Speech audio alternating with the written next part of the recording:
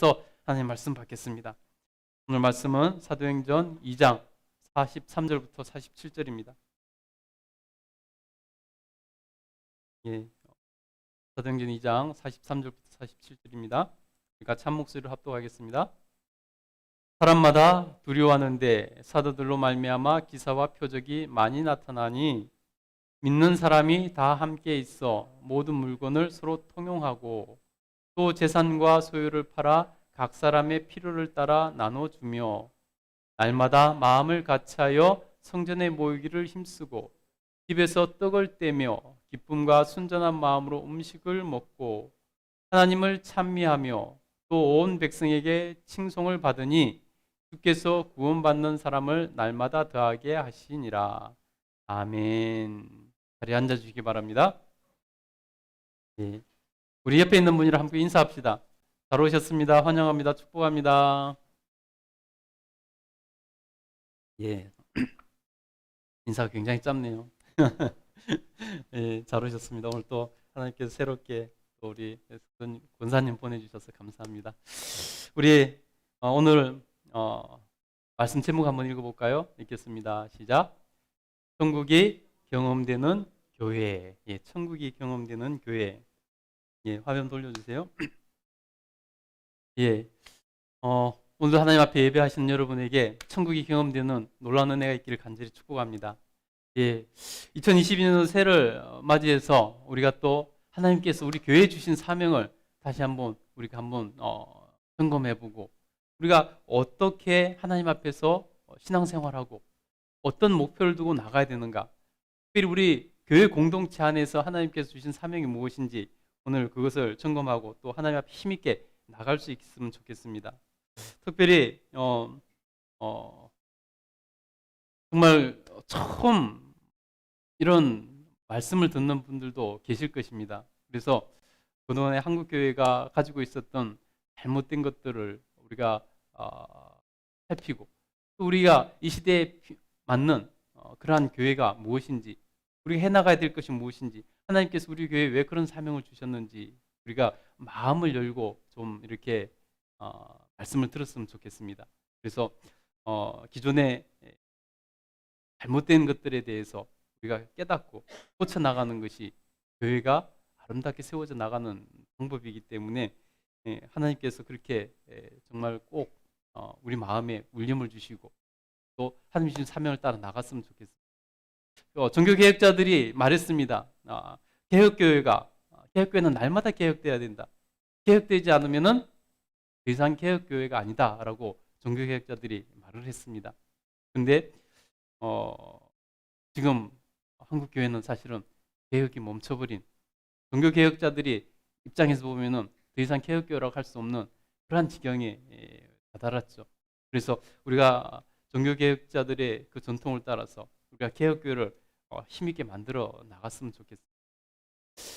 여러분, 우리 오교회의 출발점은 두 가지 큰 고민으로 이렇게 시작되었습니다. 사실 교회를 개척하면서 이렇게 또 다른 교회가 필요할까 하는 고민을 참 많이 했습니다. 그래서 하나님께서 한국에 교회가 참 많은데 또 다른 교회가 필요할까, 그런 생각을 좀 많이 했죠. 그러면서 두 가지 큰 고민이 하나님께서 주셔서 그 두 가지 큰 고민이 우리 오교회의 출발점이라고 할 수 있습니다. 첫 번째 고민은 뭐냐면 바로 이대로 신앙생활을 해도 우리 한국교회 교인들이 과연 천국에 갈 수 있을까 하는 그러한 첫 번째 고민이 컸습니다. 이것은 늘 제가 해왔던 고민 중에 한 가지입니다. 이대로 신앙생활해도 천국 갈 수 있을까 과연? 두 번째는요, 이대로 가면 한국교회가 유럽교회의 전철을 받고 있는데 이미 유럽교회의 전철을 받고 있습니다. 이미 한국교회는 많이 쇠락해 가고 있고 기존에 있던 교회들이 다음 세대가 없어서 주일학교가 없어진 교회가 굉장히 많습니다.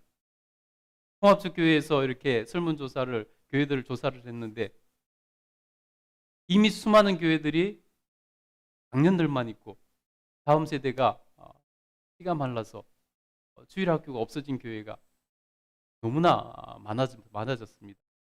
지금 우리 한국교회 현실이 그렇다는 것입니다. 유럽교회 전체를 밟고 있습니다. 유럽교회 가보면은 이제 연세 드신 분들만 가득 자리를 잡고 있고 젊은 사람들은 정말 손가락으로 꽂을 정도로 그건 그런 숫자라고 합니다. 이대로 가면 우리 한국교회도 유럽교회의 그런 쇠락을 따라갈 수밖에 없는 것이죠. 이 두 가지 큰 고민 가운데서 하나님께서 우리 교회를 개척하게 하셨는데요. 여러분, 구원은 열심히 한국교회에서 말을 합니다. 구원은 열심히 말하는데 천국은 없는 그런 교회. 지금 사실 그런 모습입니다. 여러분, 구원은 넓은 의미로 보면은 모든 문제로부터 고통당하는 그 고통으로부터 벗어나게 하는 것이 구원입니다. 넓은 의미, 성경에서도 그런 의미로 구원을 많이 사용했습니다. 병자들을 치료하시고 그를 그 병에서도 구원했다. 이런 표현들도 많고요. 근데 여러분, 우리의 기독교에서 궁극적인 구원은 뭐죠?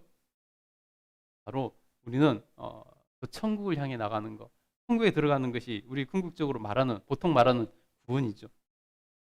교회에서 구원은 그렇게 열심히 말하면서 정작 하나님의 나라, 즉 천국에 대해서는 별로 말을 하지 않습니다. 여러분, 이것이 사실은 큰 문제죠. 제가 교회를 개척하면서 교회 이름을 이렇게 지어야 될 거 아닙니까? 그러면서 이런 고민들이 많이 있었기 때문에 교회 이름에 처음에 천국을 넣고 싶었습니다. 하나님 나라, 천국을 교회 이름에 넣고 싶었습니다. 그래서 많은 천국이나 하나님 나라가 들어가는 이름을 많이 이렇게 생각을 하고 이렇게 했습니다. 그래서 천국 공동체 교회, 하나님 나라의 교회, 하나님 나라와 교회, 천국 소망 교회, 천국과 교회, 천국 커뮤니티 교회, 행복한 천국 교회, 헤븐리 교회, 뭐 이런 여러 가지 이름들을 이렇게 생각을 하고 놓고 있었습니다. 그런데 하나님께서 우리에게 이 시대에 필요한 교회를 우리 열어야 된다. 새롭게 시작해야 된다는 사명을 주셨습니다. 그래서 하나님께서 우리에게 주신 교회는 5세대 교회라는 이런 메시지를 주셨습니다. 그래서 이제 이름을 5세대 교회로 할까 하다가 좀 너무 튀기도 하고 또 5세대 교회가 앞으로 나갈 방향인데 한 교회가 독점을 하면 안 되겠다 싶어서 이름을 5교회로 이렇게 간략하게 줄여서 5교회로 했습니다. 교회 이름에 외자가 들어가는 건 흔하지 않죠, 그죠? 다 거의 대부분 두자가 들어가는데 그래서 어쨌든 우리 교회는 그래서 5교회를 이렇게 이름을 했습니다. 여러분,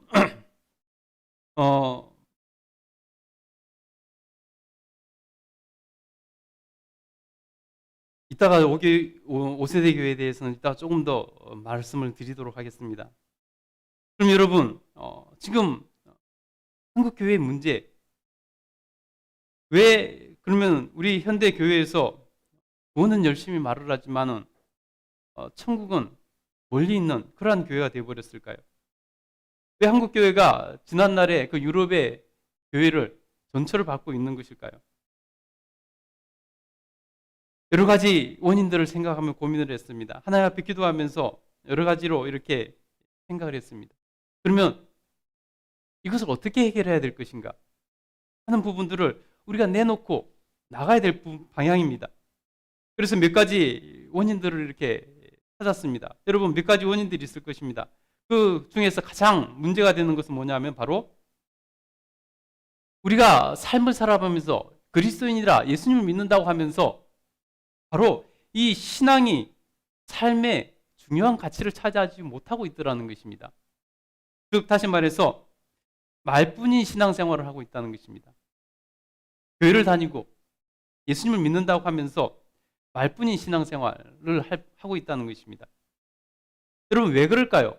도대체 왜 신앙생활을 하면서 신앙이 중심이 되어서 신앙생활을 하면서 삶을 살아가야 되는데 말뿐인 신앙생활을 하게 되는 것일까요? 왜 믿는다고 하면서 말씀대로 하나님 명령대로 살지 않을 것일까요? 가장 큰 원인은 바로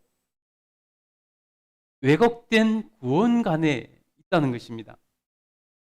제가 평신도 때 가장 많이 듣고 많이 교육받은 것이 뭐냐면 바로 구원의 확신입니다. 지금 생각해보니까 그때 남아있는 것은 구원의 확신밖에 없습니다. 여러분, 구원의 확신을 강조하는 것은 이유가 있긴 있습니다. 근데 여러분, 이 구원의 확신이라는 것은 우리가 잘못된 믿음을 갖기 쉽다는 것입니다. 여러분, 마치 무조건 구원의 확신을 가져야 된다고 세뇌를 시키듯이 그렇게 교육을 받았습니다. 무조건 구원의 확신을 가져야 된다는 것입니다. 묻지도 말고 따지지도 말고 무조건 이것은 구원의 확신을 가져야 된다. 이렇게 배웠습니다. 일단 그것이 전제가 되고 나서야 된다는 것입니다.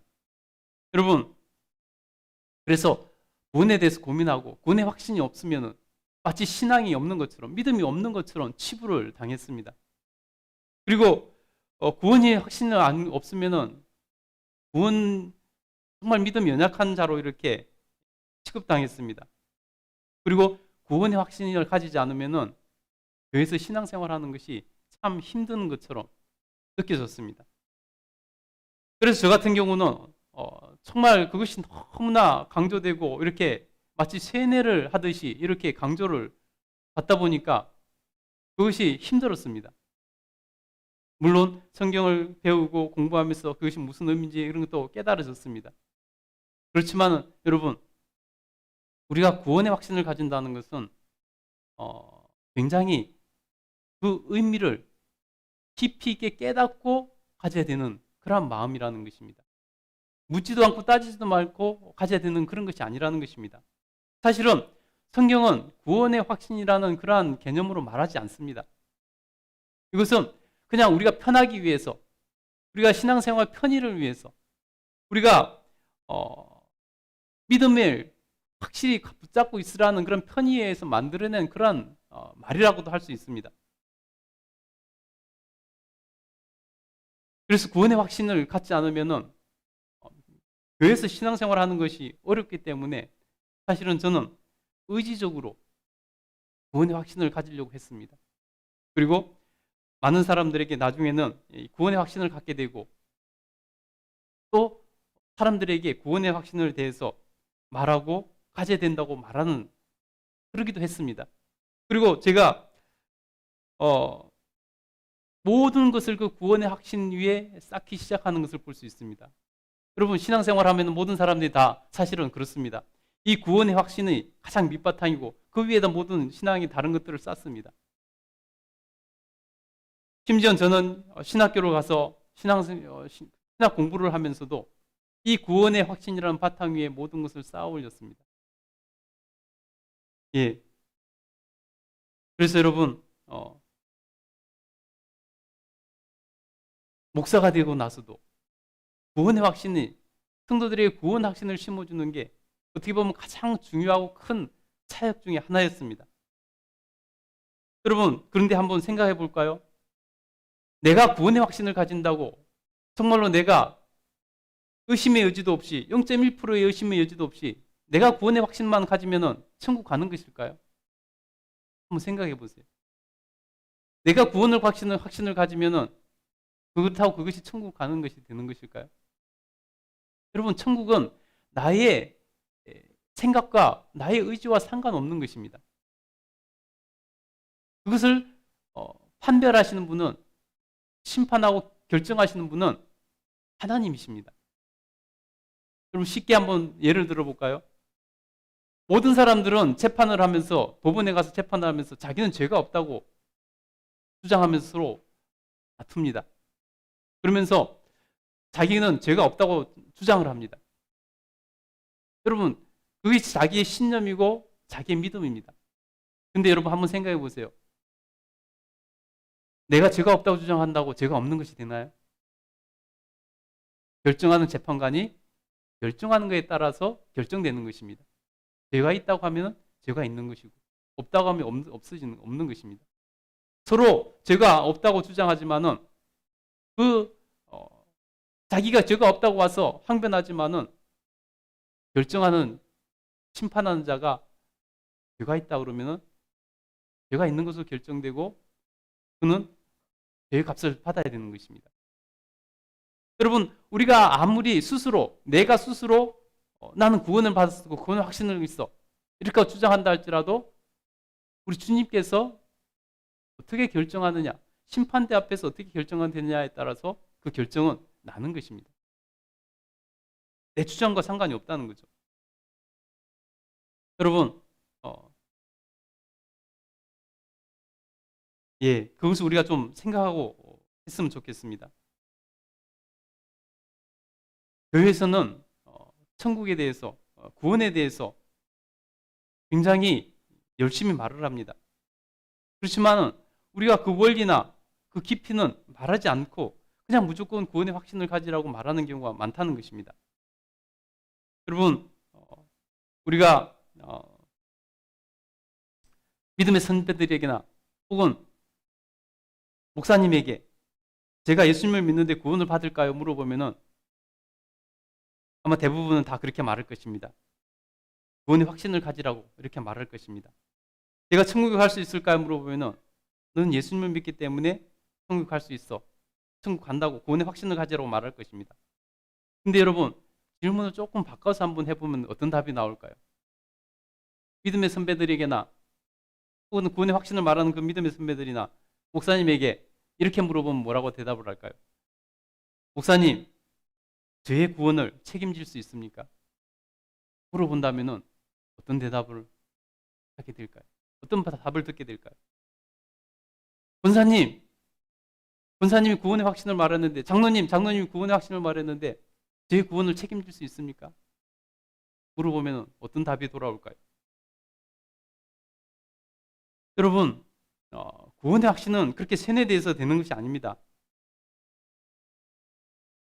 오늘 제가 조금 기존에 듣지 못했던 얘기를 해서 좀 당황한 분들도 계실 수 있는데 여러분, 마음을 열고 들어주시면 좋겠습니다. 여러분, 문제는 구원의 확신이 있다고 하면서도 삶의 변화가 일어나지 않는 그런 부분을 보면 우리가 안타깝다는 것입니다. 그것을 보면서 과연 구원이 있을까? 우리가 생각해 볼 수밖에 없다는 것입니다. 여러분, 예수님을 믿는다고 그리스도인이라고 하면서 객관적으로 보면은 다른 사람들과 구별되는 거룩한 삶이 없는, 여전히 거리가 먼 그러한 삶을 살아가는 사람들이 많습니다. 말씀이 기준이 되어서 선택하고 결정하고 말씀에 순종하는 삶을 살아야 되는데 여전히 그것과 거리가 먼 그런 사람들이 많다는 것입니다. 말씀과 순종, 신앙과 삶이 분리되어 있다는 것입니다. 다시 말해서 말씀은 말씀이고 순종은 순종이라는 것입니다. 말씀은 받아도 좋겠는데 순종은 하든지 안 하든지 자기 마음대로 하겠다는 것입니다. 말씀과 순종이 별개라는 것입니다. 신앙은 신앙이고 삶은 삶이라는 것입니다. 신앙생활 따로 있고 교회 와서 신앙생활하는 따로 있고 삶을 사는 것 따로 있다는 것입니다. 그렇게 분리된 삶을 살고 있다는 것입니다. 그리고 그것이 신앙의 양심에 찔리기는 하지만은 신앙생활에는 큰 문제가 되지 않습니다. 노력은 해보겠지만은 적극적으로 개선하려고도 하지 않습니다. 그리고 그런 신앙생활이 길어지면은 그것에 대해서 심지어 무감각해집니다. 그러나 여러분, 여전히 구원의 확신이라는 세뇌를 당하듯이 그렇게 받고 있기 때문에 자기의 구원은 문제가 없다고 생각을 합니다. 그러다 보니까 말씀과 분리된 삶을 살게 되는 것입니다. 그것이 고차가 되는 것이죠. 그래서 대부분의 교인들이 세상에서는 불신자와 구별되지 않는 그런 모습으로 살아갑니다. 전혀 그리스도의 향기를 뿜어내지 않는다는 것이죠. 교회에 와서만 신자고 세상에 나가서는 그냥 차이가 없는 것입니다. 여러분, 심지어 그리스도인이라고 하면서 자신의 행복을 위해서 악한 일을 하는 것조차도 거리낌 없이 하는 경우가 많습니다. 자기 이익을 위해서 남에게 손해를 끼치고 고통을 주는 일이지만 주저하지 않고 하는 이들도 많습니다. 그러면서 자신은 그리스도인이라고 말하고, 그러면서 자신은 구원받는다고 구원의 확신을 가지고 살아간다는 것입니다. 그렇게 여러분 살다 보니까, 교회를 다니고 그리스도인이라고 하는 사람들이 그렇게 살다 보니까 이제는 그런 것에 당한 사람들이 많이 생겨버렸습니다. 세상에서. 그런 그리스도인들에게 당한 사람들이 많이 생겨버렸습니다. 그런 것을 목격한 사람들도 많이 생겼고, 주변에서 소문을 들은 사람들도 많이 생겨버렸습니다. 심지어 목사들조차도 일탈한 행위를 하는 사람들이 많이 생겨버렸습니다. 여러분, 왜 그런 행동이 자신의 구원과 상관이 없다고 생각하기 때문에 그런 일이 벌어지는 것입니다. 왜 여러분 그런 일을 하겠습니까? 왜 그렇게 살겠습니까? 자신의 구원과는 그런 문제가 상관이 없다고 생각하기 때문에 그런 짓을 하는 것입니다. 여러분, 이제 세상 사람들도 이제 다 알게 되어버렸습니다. 눈치채버렸습니다. 교회는 더 이상 거룩한 곳도 아니다. 우리와 다를 바가 없는 곳이다. 그래서 특별히 교회에 가야 될 이유를 찾지 못하겠다고 생각합니다. 심지어 여러분, 세상 사람들이 뭐라고 말합니까? 교회는, 예수님은 좋은데 교회는 싫다. 그리고 교회를 떠나 가난한 성도들이 되어버리지 않습니까? 교회는 예수님이 없는 곳이 되어버렸다. 심지어 저런 교회 때문에 예수님이 불쌍하다. 그래서 더 나가서 뭐라고까지 말을 합니까? 예수님은 이제 세상이 아니라 교회를 구원해야 된다 라고까지 말하는 사람들까지 생겼습니다. 여러분, 이렇게 된 그 바탕, 원인이 무엇일까요? 여러분, 이렇게 잘못되고 왜곡된 구원관이 교회를 망가뜨렸습니다. 예전에는 그것이 교회의 사람들을 불러 모으는 역할을 크게 했습니다. 그런데 이제는 그것이 부메랑이 되어서 사람들이 교회를 떠나게 하는 그러한 역할을 하고 있다는 것입니다. 그것이 교회를 망하게 하고 있습니다. 교인들이 그것 때문에 천국까지 못하는 결과가 되어버렸다는 것입니다. 여러분, 우리는 예수님의 이 말씀을 주목해야 됩니다. 특별히 목사들과 교회의 직분들 맡은 분들은 특별히 더 이 말씀을 주의해야 됩니다. 마태복음 23장 13절부터 15절을 보면 예수님께서 이렇게 말씀하셨습니다. 유대교의 지도자들에게 말씀하신 것입니다. 화 있을진저 외식하는 서기관들과 바리새인들이여, 너희는 천국 문을 사람들 앞에서 닫고 너희도 들어가지 않고 들어가려고 하는 자도 들어가지 못하게 하는도다. 화 있을진저 외식하는 서기관들과 바리새인들이여, 너희는 교인 한 사람을 얻기 위하여 바다와 육지를 두루 다니다가 생기면 너희보다 배나 더 지옥 자식이 되게 하는도다. 누가복음 11장 52절은 이렇게 말씀합니다. 예수님께서 하신 말씀입니다. 화 있을진저 너희 율법 교사여, 너희가 지식의 열쇠를 가져가서 너희도 들어가지 않고 또 들어가고자 하는 자도 막았느니라. 여러분, 예수님께서 그 당시 세상 사람들에게 존경받고 있던 그 종교 지도자들에게 하신 말씀입니다. 예수님께서 저주를 선포하고 계신 것이죠. 저는 지금 우리나라에서 교회 다니는 사람 중에서 천국 가는 사람보다 천국 못 가는 사람이 훨씬 더 많다고 확신합니다. 왜냐하면요, 예수님께서 분명한 기준을 우리에게 말씀해 주셨고 그 기준에 비춰보면 그렇다는 것입니다. 잘못된 구원과는 잘못된 믿음을 낳고 잘못된 신앙생활을 하게 만듭니다. 여러분, 잘못된 구원과는 우리의 믿음을 잘못된 믿음으로 만듭니다. 오해하게 만든다는 것입니다. 여러분, 그러면 믿음이 무엇인가 한번 생각해 볼까요? 믿음이 무엇일까요? 여러분, 내가 믿습니다만 하면 그것이 믿음일까요?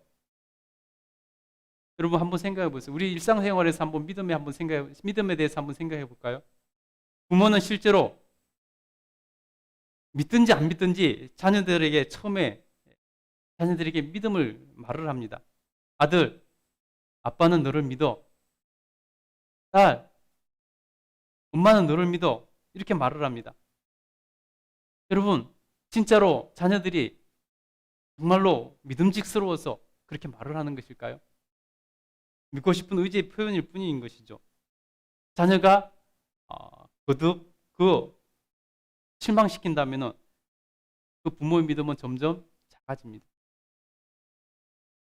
그때 믿었다는 것이 증명되는 것이죠. 여러분, 이렇게 믿음은 혼자 갖는다고 되는 것이 아닙니다. 반대도 마찬가지입니다. 자녀가 어린 자녀들일수록 부모에 대한 신뢰는 100%에 가깝습니다. 여러분, 어렸을 때는 부모를 100% 신뢰하죠. 근데 자라면서 점점 부모의 신뢰는 떨어집니다. 점점 부모에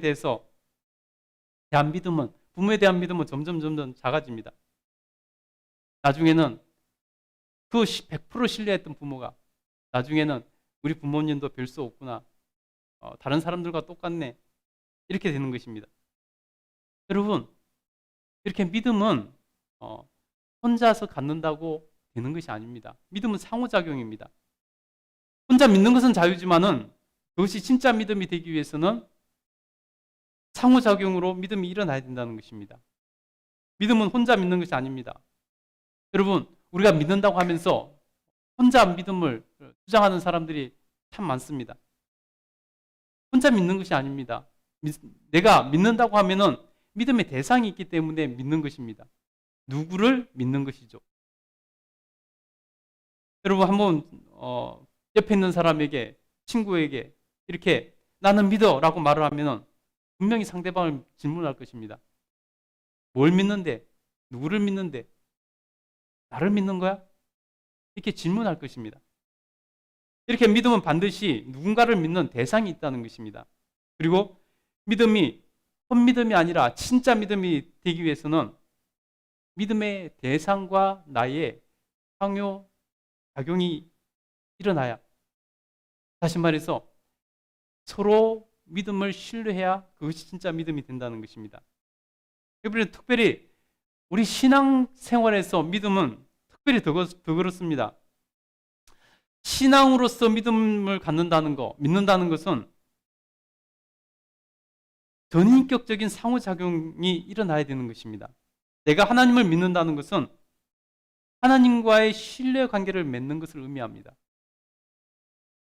나 혼자 믿는 것이 아니라, 나 혼자 하나님 믿습니다 한다고 되는 것이 아니라 하나님께서도 나의 믿음을 받아주셔야, 인정해 주셔야 그것이 참 믿음이라는 것입니다.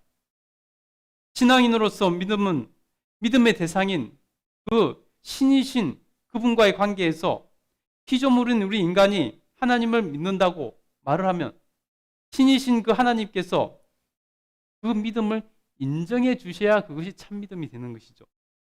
그래서 믿음이라는 것은 일방적인 것으로 내가 믿는다고 주장한다고 그것이 믿음이 되는 것이 아니라는 것입니다. 내가 믿는다고 표현하고 신께서 그 믿음의 대상이신 신께서 그 믿음을 인정해 주셔야 그것이 진짜 믿음이 된다는 것입니다. 그래서 예수님께서는 천국 가는 진짜 믿음에 대해서 우리에게 말씀해 주고 계십니다. 여러분, 우리가 성경을 읽을 때 오해하면 안 됩니다. 여러분, 모든 믿음의 내용의 바탕은, 기준은 복음서에 나온 예수님께서 말씀하신 것, 그것입니다.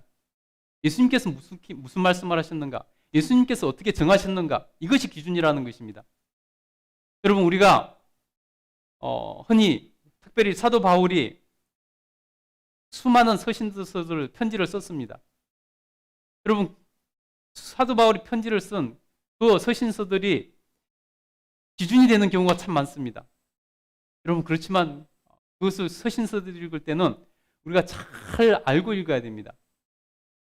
아무 의미 없이 마치 그것이 그냥 예수님이 말씀하신 것처럼 그렇게 받아들여서는 안 됩니다. 사도 바울이 고린도 교회나 에베소 교회나 이렇게 편지를 쓸 때 모든 내용을 쓴 게 아니라 사도 바울이 편지를 쓸 때는 그 교회의 문제점이 무엇인가, 그 문제를 해결하기 위해서는 어떤 말씀이 적용해야 되는가, 이런 기준을 가지고 편지를 쓴 것이 대부분입니다. 그렇기 때문에 사도 바울도 예수님의 말씀을 기준으로 해서 그 문제를 해결하는 데 필요한 것들을 적용해 나간 그러한 내용입니다. 근데 마치 사도 바울이 말한 그 편지로 말한 그것이 기준인 것처럼 받아들여서는 안 된다는 것입니다. 모든 기준은 예수님께서 무슨 말씀을 하셨는가, 어떻게 기준을 세우셨는가, 예수님께서 말씀하신 것이 무엇인가, 이것을 우리가 봐야 된다는 것입니다. 여러분, 복음서를 읽어보세요. 예수님께서 우리가 구원받는 것에 대해서 한 번도 그저 쉽게 구원받을 수 있다고 말씀하신 적이 없습니다. 천국은 침노하는 자들이 차지할 수 있다. 침노하는 것이 뭐죠? 천국을 향해 끊임없이 도전하고 마치 성을 뺏기 위해서 쳐들어가는 사람처럼 그러한 결단과 각오로 쳐들어가야지 천국을 차지할 수 있다는 것입니다. 천국은 마치 밭에 감추인 보화를 발견한 사람처럼 자기의 모든 것을 팔아서 그 밭을 사는, 그 보화를 차지하기 위해서 밭을 사는 사람처럼 그런 마음으로 노력을 해야 천국을 차지할 수 있다고 말씀하고 있습니다. 천국은 값진 진주를 발견한 사람이 그것을 차지하려고 자신의 모든 것을 팔아서 그 진주를 사는 것처럼 그래야 차지할 수 있다고 말씀합니다. 예수님께서는 한 번도 천국을 누워서 떡 먹기 식으로 할 수 있는 곳이라고 말씀하지 않습니다. 최선을 다하고 애를 써야 갈 수 있는 곳이라고 말씀합니다. 근데 지금 우리는 그렇게 믿지 않죠. 사도 바울이 한 교회에 그거 적용하기 위해서 편지로 쓴 그것을 내용을 우리가 받아들이고 있죠. 그것은 큰 잘못된 것입니다. 그래서 성경을 읽을 때는 문자 그대로 읽어서는 절대로 안 됩니다. 그 성경 어떤 상황 가운데서 어떤 의도를 가지고 어떻게 쓰여졌는가, 어떤 문제가 있어서 그 문제를 해결하기 위해서 예수님 말씀하신 거 어떻게 인용하고 적용하고 있는가, 그것을 보면서 읽어야 되는 것입니다. 마치 경전처럼 그렇게 한 구절 한 구절을 그렇게 받아들여서는 안 된다는 것입니다. 예수님이 무슨 말씀하셨는가, 예수님께서 어떻게 기준을 잡으셨는가. 여러분, 믿음에 대해서, 구원받는 믿음에 대해서 예수님께서 말씀하신 것이 있습니다. 너무나 명확합니다.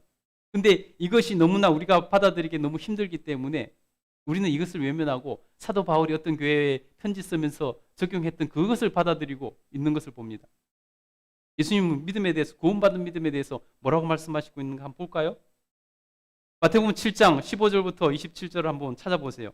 한번 보겠습니다. 마태복음 7장 15절부터 27절까지 좀 길지만 너무나 중요합니다. 예수님께서 구원받는 믿음이 무엇인지 분명히 우리에게 가르치시고 규정하고 있는데 우리는 이것을 외면하고 우리가 받아들이기 쉬운 거, 사도 바울이 한 교회에 안부차 말하고 그 격려하기 위해서 말하고 이런 것들을 마치 경전처럼 받아들입니다. 예수님께서 말씀하신 구원받는 믿음이 무엇인가, 기준이 무엇인가 많이 있지만 이것만 보면 너무나 명확하게 알 수 있습니다. 15절부터 한번 읽어보겠습니다. 먼저 21절까지 한번 읽어볼게요. 읽겠습니다. 시작. 거짓 선지자들 삼가하라. 양의 옷을 입고 너희에게 나오나 속에는 노력하는 일이라.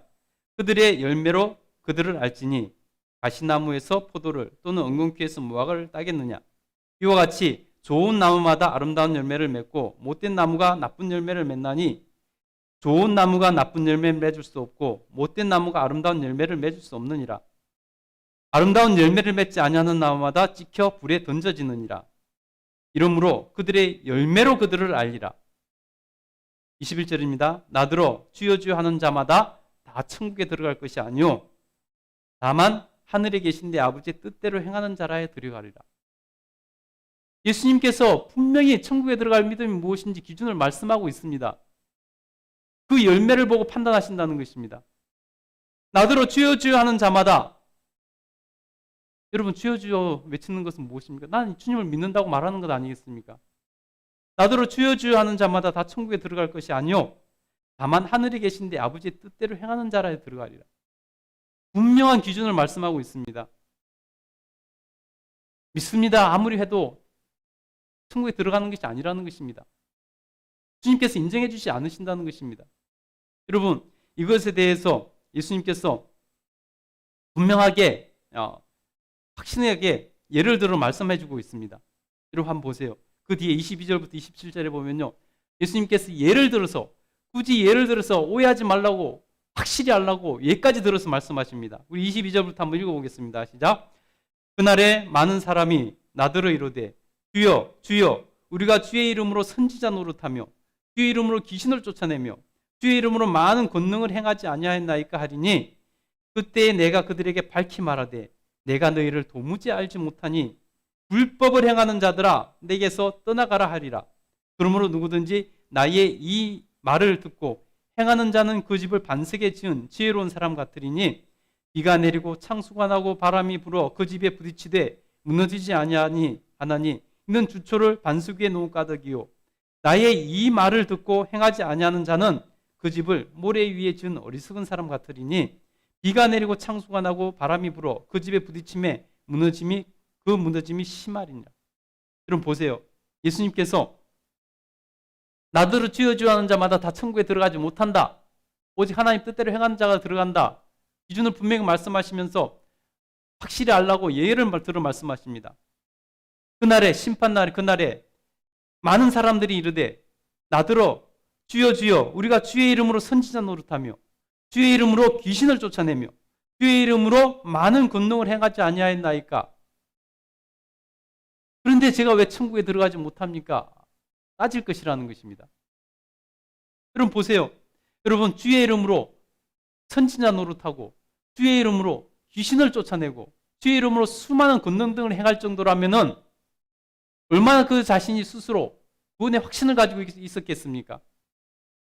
얼마나 스스로 나는 천국 갈 것이다 라고 생각하고 있었겠습니까? 그는 예수님의 이름으로 선지자 노릇하고 귀신을 쫓아내고 수많은 권능들을 행했다는 것입니다. 그런데 여러분 뭐라고 말씀합니까? 23절에 보니까 그때 내가 그들에게 밝히 말하되 내가 너희를 도무지 알지 못하니 불법을 행하는 자들아 내게서 떠나가라 하리라. 여러분 보세요. 말뿐인 그들, 말로만 살았던 그들, 선지자 노릇하며 말로 귀신을 쫓아내며 또 수많은 권능들을 행했는데, 예수님의 이름으로 행했는데 그것은 예수님의 이름을 팔아먹은 불법을 행한 것이라고 예수님께서 말씀하고 있다는 것입니다. 여러분 처음 듣는 분들은 좀 혼란스러울 수 있습니다. 여러분 제가 말한 말이라면은, 제가 한 말이라면 여러분 분명히 욕하겠죠. 여태까지 우리는 그렇게 배우지 않았는데 뭔 소리 하는 거야? 제가 한 말이라면은 분명히 반발하고 믿지 않으려고 그러고 욕할 것입니다. 근데 여러분 지금 누가 하시고 계신 말씀이죠? 예수님 하고 계신 말씀입니다. 누구도 반박할 수 없는 예수님의 말씀입니다. 심지어 예수님 이름으로 날마다 주님의 이름을 부르고 주여 주여 주님의 이름으로 부르고 선지자 노릇하고 귀신을 쫓아내고 주의 이름으로 귀신을 쫓아내고 주의 이름으로 수많은 권능을 행하는데 그것이 다 예수님의 이름을 팔아먹은 불법을 행한 것이라고 예수님께서 규정하고 있다는 것입니다. 그것으로 천국까지 못한다는 것입니다. 오직 하나님 뜻대로 행하는 자라에 들어간다는 것입니다. 그것을 또 오직 하나님 뜻대로 행하에 들어간다는 것을 또 어떻게 설명하고 있습니까? 보세요. 지금 이 말씀은 예수님께서 산상수훈의 말씀을 하시고 나서 이어지는 말씀입니다. 산상수훈의 5장부터 마태복음 5장부터 7장까지 가르침을 하시고 이 말씀을 지켜야지 천국에 갈 것이다 라고 이 말씀을 행해야 될 것을 강조하고 있습니다. 그래서 뭐라고 말씀합니까? 열매로 알 것이라고 말씀하시면서 아까 말씀하신 거 주여 주여 하면서 선지자 노릇하고 그런 거 말씀하시면서 나서 그 뒤에 뭐라고 말씀합니까? 누구든지 나의 이 말을 듣고 행하는 자는 그 집을 반석 위에 지은 지혜로운 사람이고 누구든지 내 말을 듣고 이 말을 행하지 않은 자는 모래 위에 집은 지은 자와 같을 것이다. 말씀을 듣고 그 산상수훈의 말씀을 듣고 행하는 자는 반석에 집을 지은 것이고 행하지 않는 자는 모래 위에 집은 지으신 것이라고 말씀합니다. 그래서 반석 위에 지은 자는 구원을 받을 것이고 모래 위에 지은 자는 흘려내려가지고 구원받지 못할 것이라고 말씀하고 있는 것입니다. 여러분 얼마나 무섭고 두렵고 얼마나 정확한 말씀입니까? 누구도 반박할 수 없는 주님께서 예를 들어 하시면서 믿음이 무엇인지, 구원받는 믿음이 무엇인지 확실하게 말씀해주고 있습니다. 근데 우리는 이것을 받기가 힘들기 때문에 이것을 외면하고 사도 바울이 어떤 교회 문제를 하기 위해서, 해결하기 위해서 적용해 놓은 그것을 크게 받아들이고 마치 예수님의 이름만 부르면 구원받을 수 있는 것처럼, 주여 주여 하면 구원받을 수 있는 것처럼 그렇게 신앙생활하고 믿고 있다는 것입니다. 그래서 여러분 잘못된 구원 때문에 자기가 그렇게 엉망인 삶을 살면서도 나는 구원받을 거야, 구원의 확신을 갖고 살아가는 것입니다. 자기의 구원의 확신으로 이것은 무너지지 않을, 한 번 구원은 영원한 구원이라는 심지어 그런 말까지 하면서 성경에도 수없이 예수님을 떠나고 구원을 저버린 사람들이 많이 있음에도 불구하고 한 번 구원은 영원한 구원이라는 말까지 해가면서 자기 합리화하면서 나는 그렇기 때문에 구원의 확신이 있기 때문에 어떻게 살아도 구원받을 거야 하면서 그렇게 엉망인 삶을 한다는 것입니다. 잘못된 구원의 확신이, 잘못된 믿음이, 잘못된 구원관이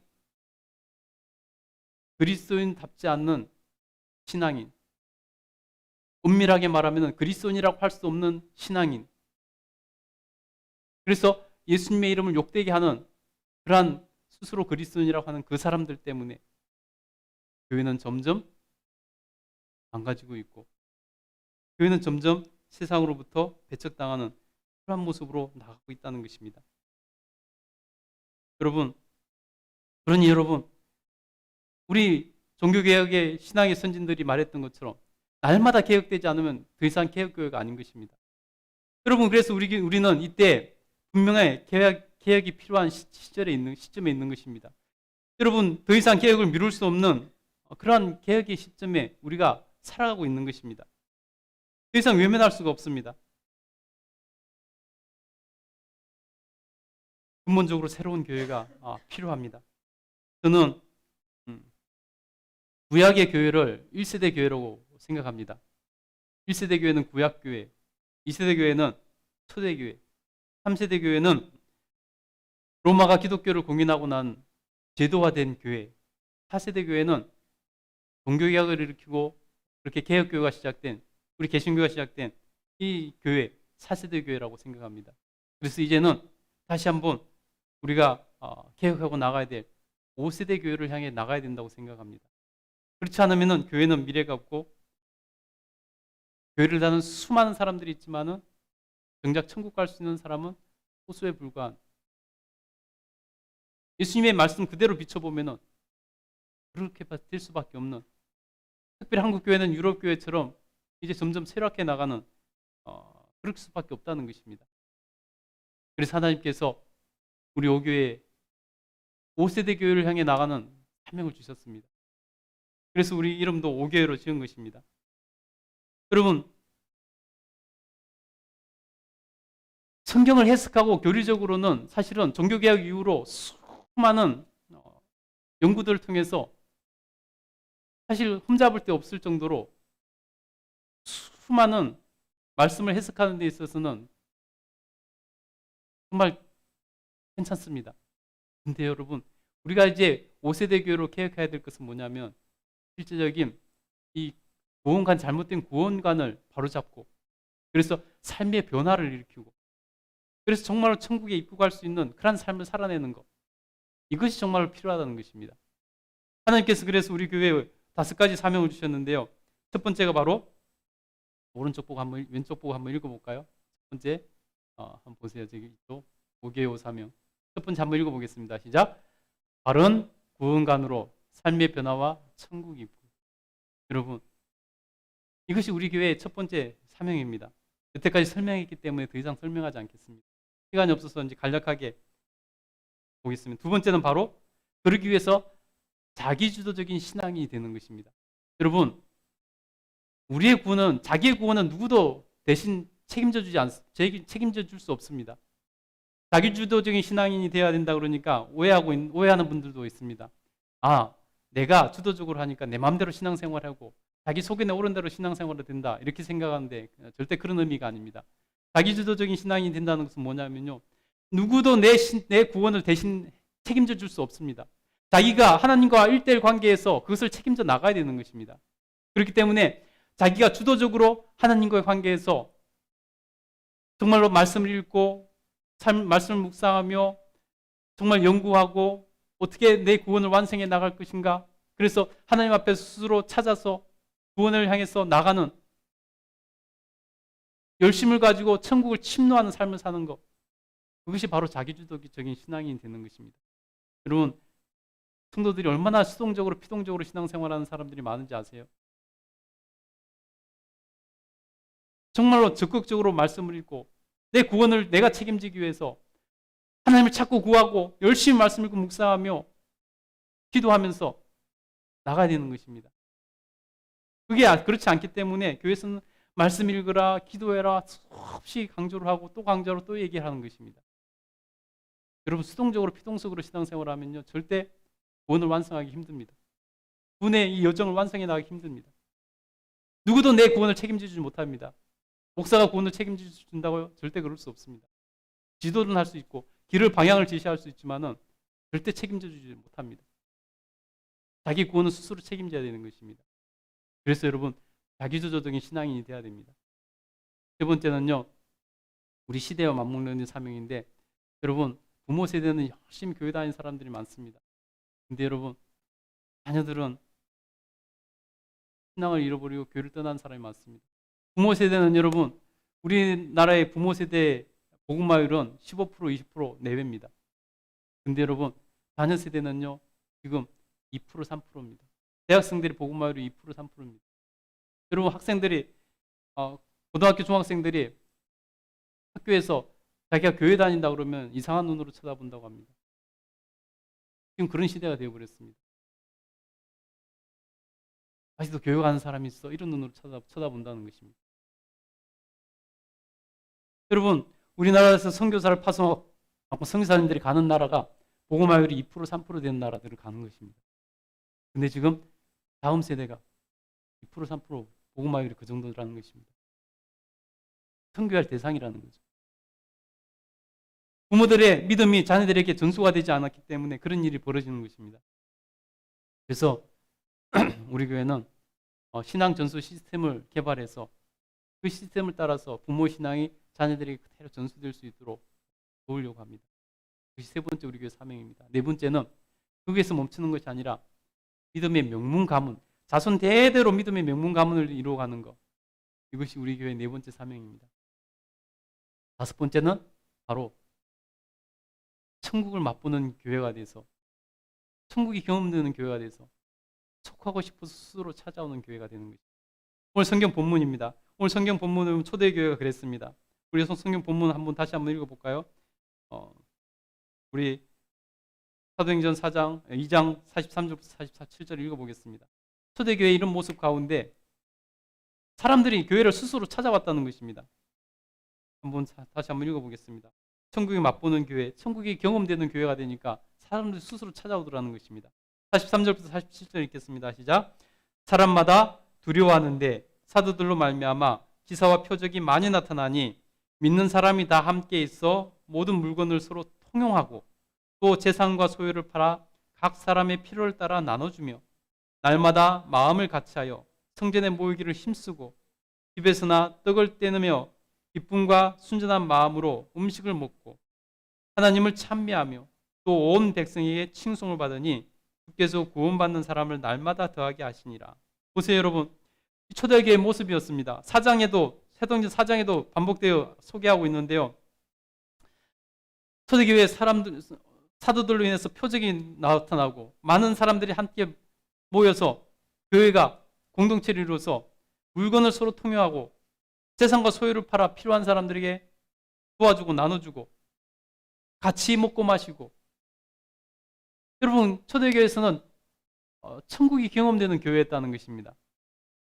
천국을 맛볼 수 있는 교회였다는 것입니다. 그래서 여러분 보세요. 하나님을 찬미하면 온 백성들이 칭송을 했다는 것입니다. 초대교회를. 신앙적으로 유대교를 믿기 때문에 신앙적으로는 그들을 비난했지만 핍박했지만은 그들의 모습을 보면서 그들의 모습은 칭송을 했다는 것입니다. 그래서 그 가운데서도 그 모습을 보고 감동을 받고 스스로 속하고 싶어서 스스로 교회를 찾아오는 데 사람들이 많았다는 것입니다. 그래서 구원받는 사람들을 날마다 더하게 해주시더라는 것입니다. 여러분, 우리 교회가 2022년도에는 이렇게 천국이 경험되는 교회, 천국을 맛볼 수 있는 교회가 되어서 마다 구원받는 사람들이 늘어나는, 정말 우리 교회에 속하고 싶어서 찾아오는 사람들이 많아지는 그런 교회 됐습니다. 그래서 우리 교회가 2022년도에는 그것을 이루기 위해서 예수님께서 우리에게 주신 세계명, 서로 사랑하라는 표를 갖고 2022년도가 시작되었습니다. 여러분, 다음 주에는 그럼 우리가 어떻게 서로 사랑할 수 있는가? 어떻게 천국을 맛보는, 천국이 경험되는 교회를 만들 수 있을까? 그 말씀을 전하고자 합니다. 여러분, 2022년도에 정말로 구원의 여정에 성공할 수 있는 저와 여러분 되기를 간절히 소원합니다. 기도하겠습니다.